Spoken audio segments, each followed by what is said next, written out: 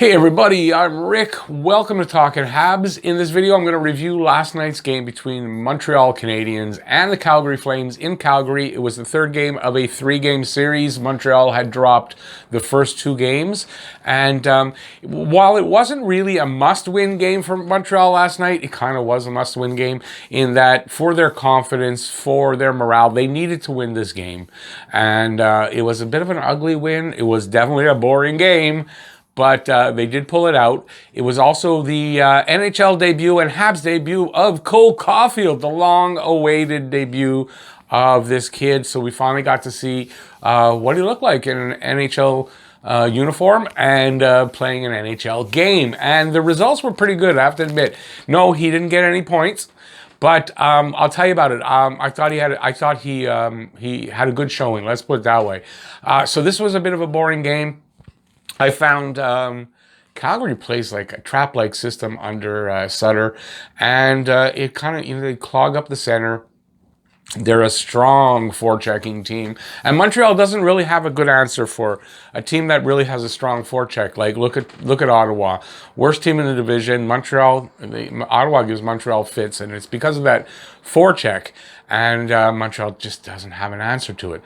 So the good on them for pulling out this game. It kind of looked like maybe this was going to be a repeat of the first two games in this three-game series. And the difference was that Montreal was able to keep Calgary from having that late surge of goals or just in scoring in general. And Montreal's offense is kind of anemic right now. So they got their 2 goals, like they're allotted 2 goals. That's it, Montreal. You're allowed only 2 goals. That's it. No more. So you better hold the other team down. But that's what happened here. And, Jake Allen was good. Jake Allen, imagine what we'd do without Jake Allen. If it was Charlie Lindgren in the nets, for just taking any one of his games, Montreal is not in a playoff spot, and they'd be chasing Calgary right now in this set. So that's how it would be. So thank God Jake Allen for being here, Mark Bergevin for bringing him in, and because I just can't imagine what it would look like with Lindgren or somebody else in nets as the backup and having Price out like this. All right, let's get into the scoring. First period. I don't know at any point, you know what, I say this, for me, first maybe 5 minutes of the game, the pace was really good and it looked like it was going to be an exciting game. And then it just, once again, just the excitement went off the cliff. And it happened in the first 2 games and it happened here that it was just a boring game and there's no other way to describe it. I've got it all over this board how boring it was. But at 9:59 in on a power play, Shea Weber, I guess, and we haven't seen this for a while, right? Not that he doesn't use his shot on the power play, but he really steps into one, and he just a rocket past Markstrom. He gets that from Tatar and Petrie. I don't remember exactly how it happened. I just remember that he stepped into one. Next up, so that puts them up 1-0, but. Now, okay, interesting here. I wanted to make a point on this. This was a power play. This was on a 5-on-3. Okay, to set up the 5-on-3 actually was really good on Caulfield. I've got it over here to talk about, but I might as well talk about it here. He makes a really heady play for a rookie. For a guy in his first game, okay, so there's a delayed penalty for Calgary. We're already on the power play. There's a delayed penalty. Caulfield at the boards the puck is there. He could take it, maybe make a play, and it's still 5-on-4. But he's smart. He knows there's a delayed penalty. He backs off and lets Calgary touch it. What does that do? It gives them a lot more time on 5-on-3. So that's a pretty heady play for a guy on his first game. So you know that the pressure's not gotten to him. He's still thinking. He knows what he's doing out there, and that's the point of how Caulfield look today. We'll get into it later, but yeah, he didn't get any points, but I was impressed with the game. So that's a really good point. So that was on a 5-on-3. They don't score after that. Well, not too long into the, once they scored and they've got the second part of the penalty, they take a penalty. It's 4-on-4 for a while. Then Calgary gets their opportunity, and on a power play goal, 12-17, Lindholm, his 15th from Gaudreau and Mangiapane. Mangiapane's playing really well lately, especially the last couple of games against Montreal. Really playing well. So and Gaudreau too. So that ties it up. We're all disappointed. Blah blah.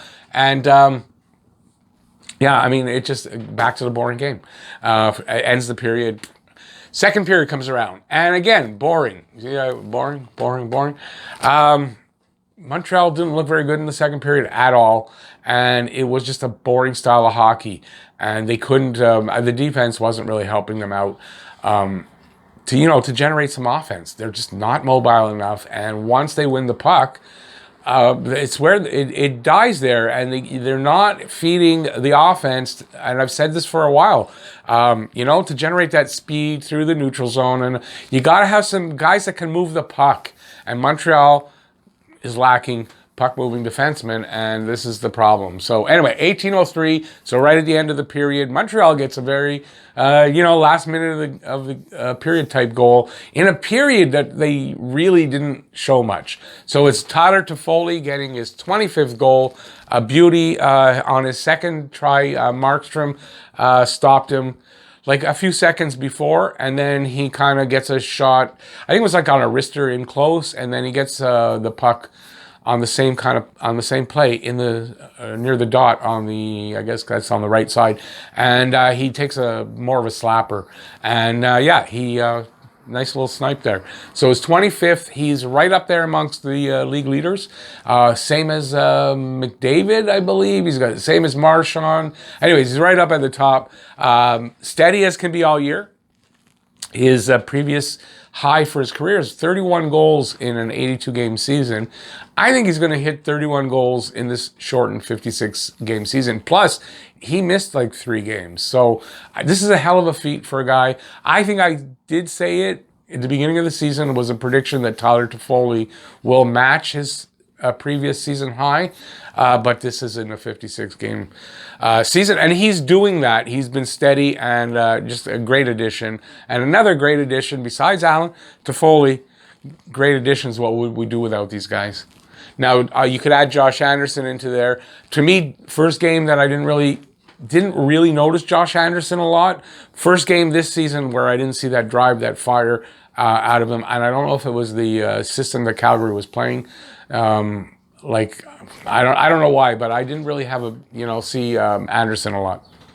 Third period brought no scoring, a little bit more energy, but still that trap system, and it wasn't that exciting, but there was more energy, at least in the third period, and a lot of it from Montreal, and it closes out that way, a 2-1 win, an ugly kind of 2-1 win, but you know what, at this point, when you're playing a team like this that you're struggling against, and they've got your number, any kind of way to win against them is a victory, a big victory. So it's a big win in the long run. It kind of maybe keeps Calgary out of the race. This probably seals the deal for Montreal. I think they've got 9 games left. If they win 4 of those 9 games, I mean, I don't see any chance that they'll fall out of the playoffs. So now the problem with that is I believe we've got 5 of those 9 games are against Toronto. That's a big problem. So this is going to be tomorrow's game against Toronto. It's going to be really important to see how Montreal does and how they respond, because we've seen them 3 games now in a row against Calgary, a team that plays a trap system. Montreal couldn't generate much offense. Let's see how they do against Toronto, and let's see how their D stands up. It's going to be really important because, quite frankly, we're looking tomorrow at a preview of the first round, because I believe it'll be Montreal and Toronto. I don't see the positions changing. I can see Winnipeg, Edmonton, maybe, but I don't see Toronto falling out of first, and I don't see Montreal falling out of fourth. So we're looking at the first round matchup tomorrow night. It's going to be a very big game just because of that, right? They're going to want to start showing each other what it's going to be like to be in that first round matchup. So I expect a really good game tomorrow. Shots on goal, 24 for Montreal, 22 for Calgary. First period, 6-5 were the shots for Calgary. Second period tied at 8, and third period Montreal had 11, Calgary had 8. So just last 3-4 games, Montreal not able to get out of the 20s for the shots. Just Maybe one of the games they did, but their shots totals have been low. Face-off percentage, 48% for Montreal, 52% for Calgary, so not too bad. I wouldn't say that's too bad. Power plays, they each went 1 for 3. And hits, was really weird. Hits, 11 hits for Montreal, 17 for Calgary. That's the lowest hits total I've seen in the longest time. So that's kind of an odd stat there for me. Allen stopped 21 of 22 for a .955 save percentage. Allen's save percentage against Calgary, who we are now, I think we finish up 3-6. His save percentage is .938. This is not on Allen at all. No support, goal support by Montreal against Calgary for Allen at all. And yeah, you can't blame Allen. Allen has been fantastic. Markstrom, 22 of 24 and a .917 save percentage. Markstrom just continues to give Montreal fits in nets. Can't solve them for more than 2 goals in a game. And yeah. Habs stars of the game. Now, you probably won't agree with me on some of these, but these are my personal, I'll give you my reasons. And yeah, I know they might not be typical, but I'm going to give you my reasons. Number 3. I'm giving it to Merrill Gustafsson pairing. And you might say, well, they weren't great. You know what I saw there with Merrill and Gustafsson? I saw what I've been what I've been hoping Montreal would do with that puck moving problem. Gustafsson is a puck moving defenseman. He has struggled in the last couple of years, but I think the fit might not have been great where he was, right? So hopefully he can get back to that Chicago days where he had 60 points and he was a good puck mover. So what I saw from Merrill is a guy that can stay back and a guy that can move the puck. And I liked what I saw from that combination. Was it great? No. But on a third pairing, I thought they handled themselves well. I'm giving them a star for that. I hope they keep that up if they keep them together. I don't know if Romanov's coming back in. And I don't know what's going to happen with Caulfield and Romanov. But if it stays together, I liked what I saw. Second star, of course, Tyler Toffoli. Just consistently scoring goals. I don't know what else to say. Tyler Toffoli is about as consistent a goal scorer as we have had in the longest time.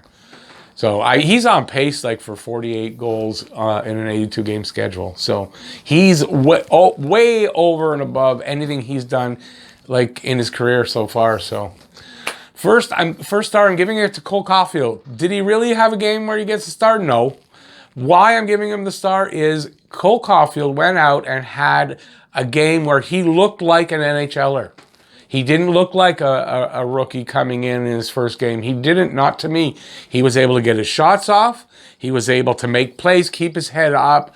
Vision was good. His thinking was good. So his hockey IQ, all those good things that he's going to need to have in order for a guy his size to really make it here in the NHL.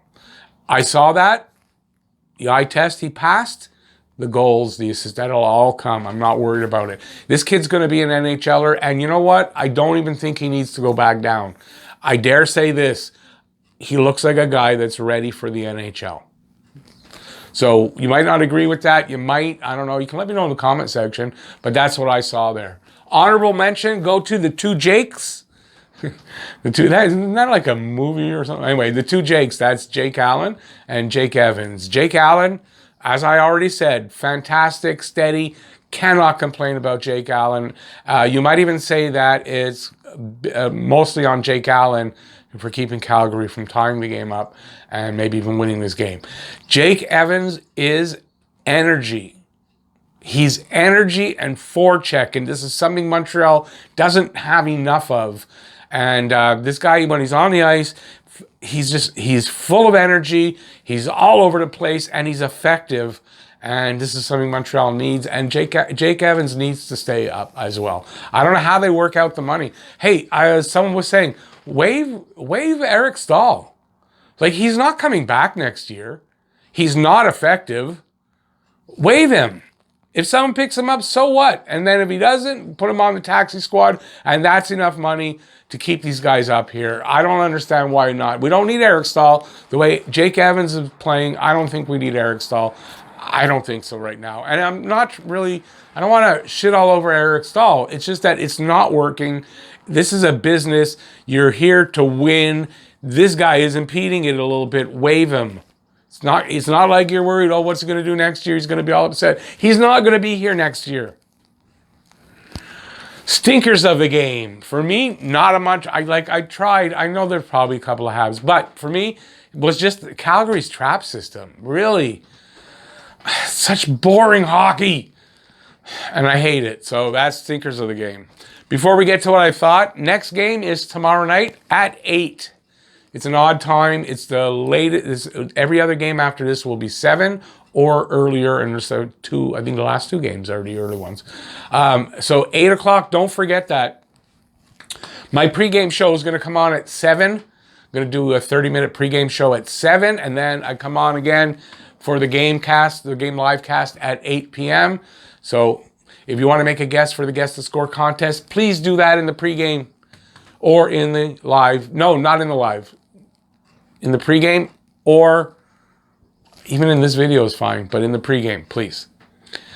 Okay, so this was boring hockey. I think, have I stressed that enough? I don't know. Maybe I haven't. I don't know. Boring hockey. And the ice was bad. The ice was bad. I just kept hearing about it. For me, I don't really notice that watching it because I was doing the live cast. It's hard. But everyone's saying the ice was bad. And maybe that's a strategy on the Calgary Flames to help to slow it down and all that stuff. So, yeah. Flames strong, forecheck. Habs have no answer. And I point to the Ottawa Senators. I know I just went over this earlier, but it's true. If you are a strong forecheck team, you can pretty much shut down Montreal by just keeping them on their toes. They have no answer. They have no answer. And it's kind of, when they're playing teams like the Flames and the Senators, their offense is anemic. They've had so many games against those teams lately and they've had trouble scoring lately, and their offense is anemic against those teams. And part of the reason is this. The D isn't helping the offense from the defensive zone. So that's the puck-moving defenseman, the PMD. They're lacking that. Sure, they're winning battles. They're getting the puck, but then they can't move it. And then the team knows that, the opponent, and they're not threatened on the blue line there. They're just all over you, and you can't move the puck. And this is what's happening in Montreal. The offense can't get going from the back end outward and use their speed and all that. And it's a problem. It's been a problem for a while. We need more puck-moving defensemen, and that's the reason why Gustafsson got picked up, and they're hoping for the best from him because that's what he is. So if Gustafsson can find his game, we're in. PK, 2 big penalty kills from the PK. Yeah, they gave up 1 goal, but there were 2 big penalty kills, and they kept them off the board, and that was good. Power play, yeah, power play got a goal, but honestly, the power play was still, I wrote there, meh. The power play, I don't know what's wrong with it. It doesn't look good, and it's not getting any success. Caulfield looked at home and not out of place. He's an NHLer. You could see it from that first game. He's at the very least, he is an NHL player. Nice heady play to get more 5-on-3 time. I think I talked about that. Most guys, okay, so he's got the puck there. Most young guys, they'd have jumped on that. They're on the power play. The puck is there. He could start skating with it. They'd have jumped on that and tried to make plays. And then you never know, another 30 seconds blown, right, on the 5-on-3 possibility. He had the wherewithal to, hey, I mean, how quick? That's quick processing, and he didn't touch the puck. And it gave them that extra time. You know, they didn't get the second goal. They did get the first goal on the original penalty, and it gave them an opportunity to get a goal on the second one. So he gave his team that, and that's a heady play. He got his shots off. He got the puck, and when he could see that he can get a shot, he got the shot off. When he could see he wasn't getting a shot, he got the puck to somebody. He got the puck out there elsewhere and didn't waste it. This is something very interesting. I'm really interested to see how this guy's going to be. I like what I've seen from him. I like how he thinks hockey. He handles pressure well, and apparently, from everything I've read, this kid thrives on the pressure. Not just that he handles pressure, he encourages the pressure because that's what makes him thrive. This is a kid maybe made for Montreal. Responsible defensively. He's responsible defensively. There's a knock on him about his defense. I don't know. I think he's improved that aspect. He's improved his playmaking. I think he's improved his overall game. This is an NHL player we're seeing at the start of a great career. I believe he'll have, and yeah, he's got the game that is going to keep him in the NHL. I don't think there's a doubt. I think we'll see a goal and points start coming, and it might take a couple of games, and it doesn't matter, because look at what you see, use your eyes, know what you're seeing. That's an NHL player. Okay, I think I can go on forever about Cole Caulfield. I really like what I saw from him, and I'm really encouraged, and I think he may stick around if they can manage to work the money. So there you go. That's my long review. Sorry about that, but had a lot to say. If you liked it, please give a thumbs up.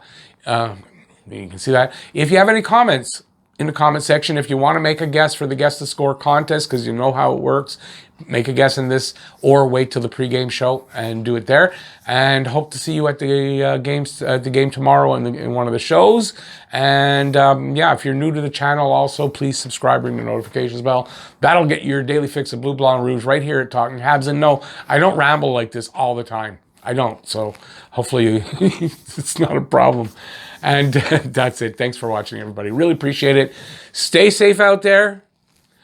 Peace out, y'all. See you next video, and see you at the live streams and live casts and pregame show and all that. Bye, everybody.